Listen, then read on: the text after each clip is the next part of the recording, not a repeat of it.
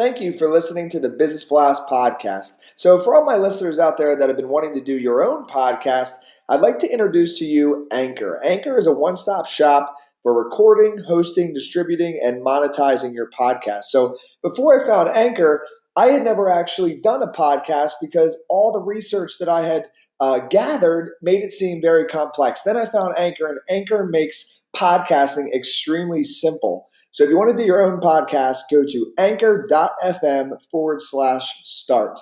I can't wait to hear your podcast. Welcome to the Business Blast podcast. I'm your host, Tyler Wagner. This episode is brought to you by Authors Unite. Authors Unite provides you with all the resources you need to become a successful author. You can learn more about Authors Unite and join the free community at authorsunite.com. Now, let's jump into the episode.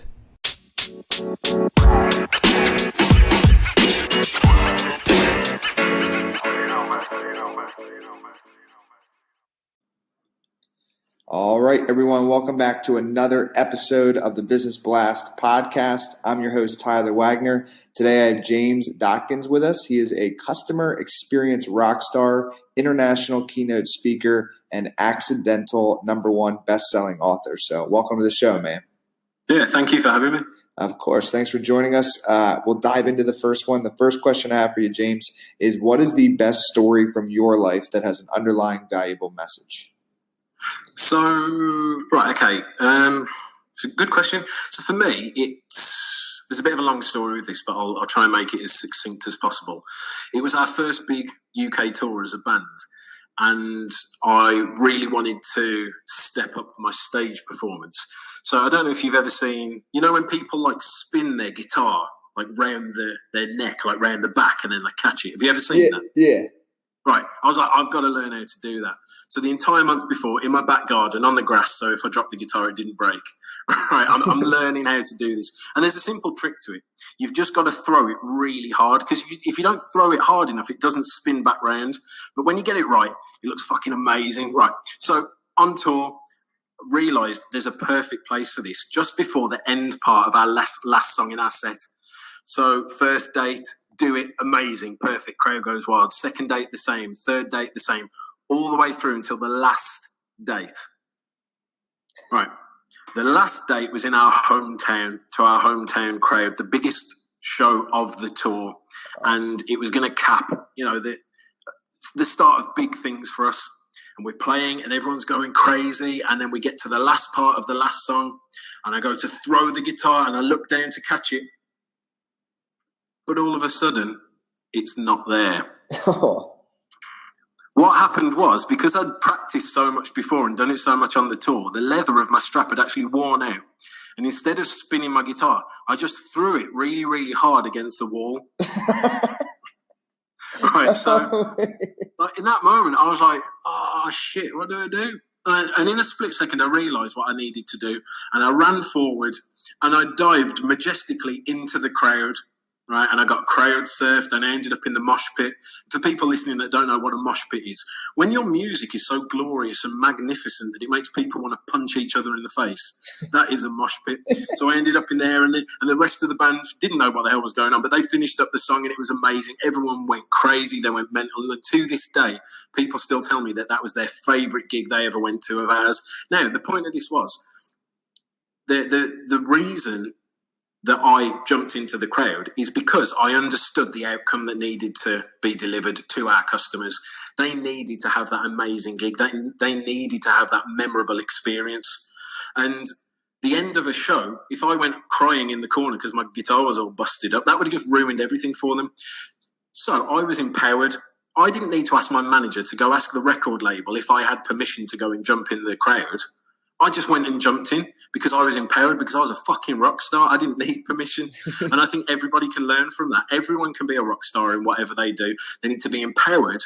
And when they see things going wrong, put them right in the experience. Don't wait and see what happens. Don't ask for someone else's permission to put things right. If you see something that is wrong, put it right immediately. So that is my story for that.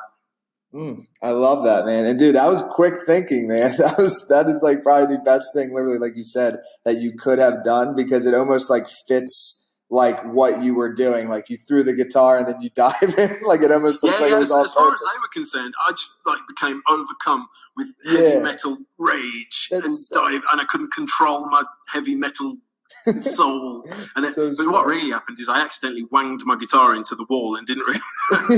So I hope nobody watching is listening now, because they will ruin it for them. Oh man, that's awesome.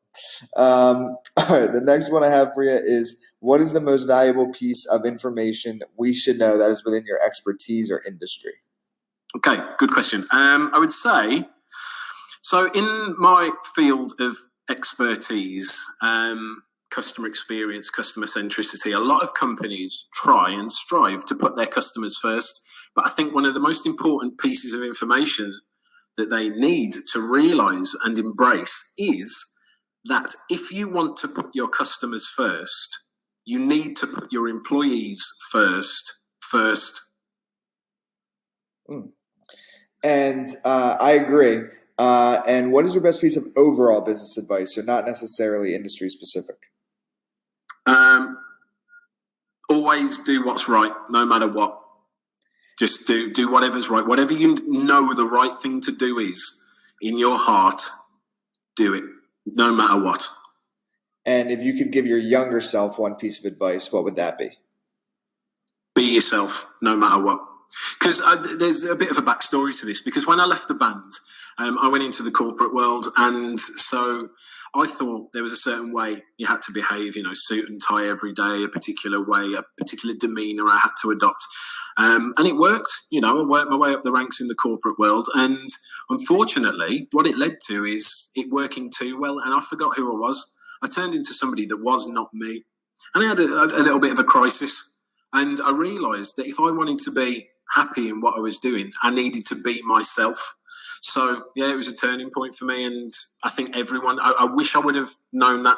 I wish somebody would have came and said to me, James, this isn't you, man. Just be yourself, and if people don't like you, they can get fucked. But at the end of the day, you're going to draw people towards you that resonate with you more if you just be yourself. So that's my answer, be yourself. And it kind of ties in probably with the next one. So in your opinion, what is the key to happiness? Probably just get into a place where you don't give a shit what people think about you.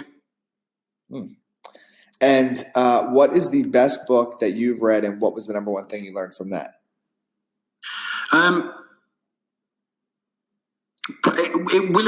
can't remember the name of the book, but it'll be something by Tony Robbins, I imagine. And there's one piece of information that has always stuck with me, and it's, if you think about what you want to achieve in life, if you can picture it, you picture the goal that you want to achieve, and ask yourself the question, has anybody throughout history been in a similar situation to me right now and achieved a similar thing that I want to achieve? And if the answer is yes, then you have to ask yourself, then why not you?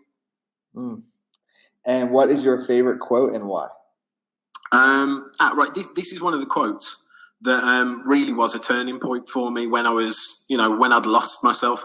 And it's by a guy called Jerry Garcia from the Grateful Dead.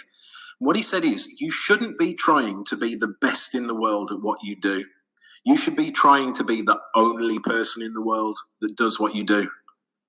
I like that. Dude, thank you so much for coming on. The last question that I have for you before we let you go is, where is the best place for people to find and or connect with you online? Go to jamesdodkins.com or search James Dodkins on LinkedIn. That is JamesDodkins. Perfect, man. Thanks again for coming on. We appreciate it. Thank you for having me.